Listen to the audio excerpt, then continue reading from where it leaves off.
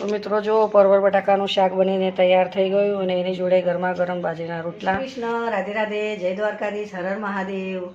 મિત્રો સ્વાગત છે તમારું મારા નવા બ્લોગમાં. મિત્રો તમે બધાને ગુડ મોર્નિંગ ને કેમ છો? તમે બધા મજામાં? બધા મજામાં રહ્યો. દ્વારકાધીશ બધાને સાજા સારા રાખે ને મસ્ત રાખે. તો મિત્રો ચેનલ પર ન હોય તો સબસ્ક્રાઈબ કરજો અને વિડીયો સારા લાગે તો લાઈક શેર કોમેન્ટ કરજો. તો મિત્રો આજે પરવળ બટાકાનું શાક બનાવું છું અને ગરમા ગરમ બાજરીના રોટલા. તો ચાલો વિડીયોમાં બન્યા રહેજો. વિડીયો સારા લાગે તો લાઈક શેર કોમેન્ટ કરજો અને ચેનલ પર ન હોય તો સબસ્ક્રાઈબ કરવાનું ભૂલતા નહીં. તો મિત્રો જો 250 ગ્રામ પરવળ છે, 4 બટાકા, 2 ડુંગળી ને 1 ટમાટર. તો આજે પરવળ બટાકાનું શાક બનાવું છું. તો ચાલો વિડીયોમાં બન્યા રહેજો. બાજરીના રોટલા જોડે ખાવાની મજા આવશે. મિત્રો જો બટાકા મેં આવી રીતે લાંબા પીસમાં કાપી કાઢ્યા છે ધોઈને, અને પરવળ પણ આવી રીતે જ કાપ્યા છે. અને આ ટમાટર, 2 ડુંગળી, 3-4 પાત લીલા મરચાં છે, મીઠી લીમડી અને લસણને આવા કકડા કરી દીધા છે. તો ચાલો હવે પરવળ બટાકાનું શાક બનાવવાની શરૂઆત કરીએ. કઢાઈમાં તેલ મૂકી દીધું છે ગરમ કરવા. હવે રઈને જીરું નાખી દઈએ.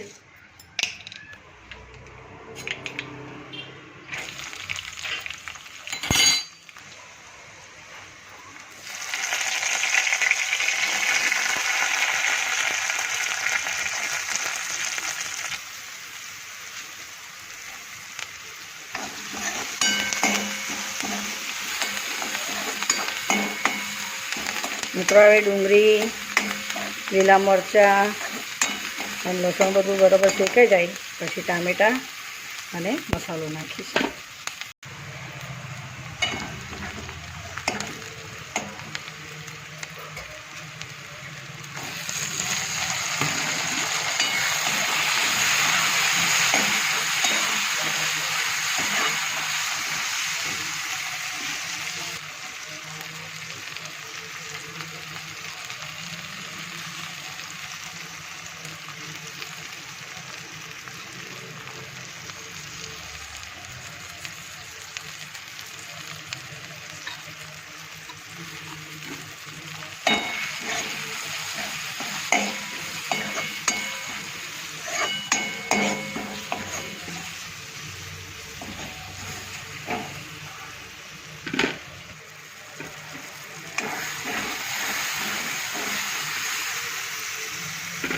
હવે પરવળ નાખી દઈએ,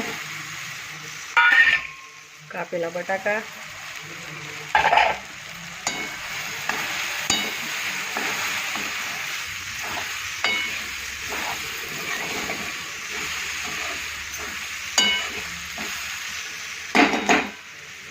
તો હવે થોડું પાણી નાખી દઈએ ચડવા માટે.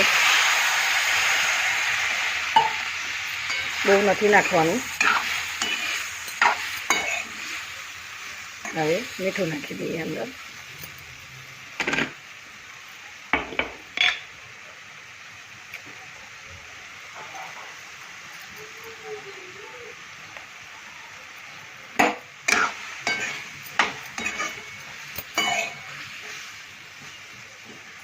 ચલો હવે એને ઢાંકી દઈએ. ગેસ થોડો ધીરો રાખીએ એટલે પાણી બળી ના જાય.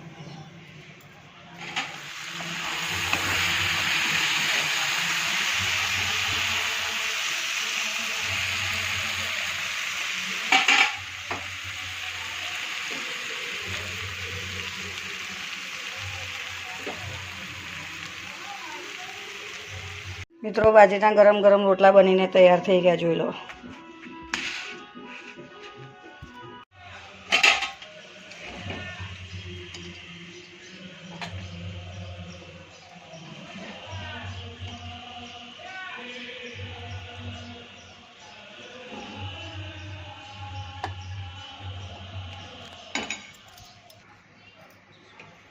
તો મિત્રો જો પરવળ બટાકાનું શાક બનીને તૈયાર થઈ ગયું અને એની જોડે ગરમા ગરમ બાજરીના રોટલા.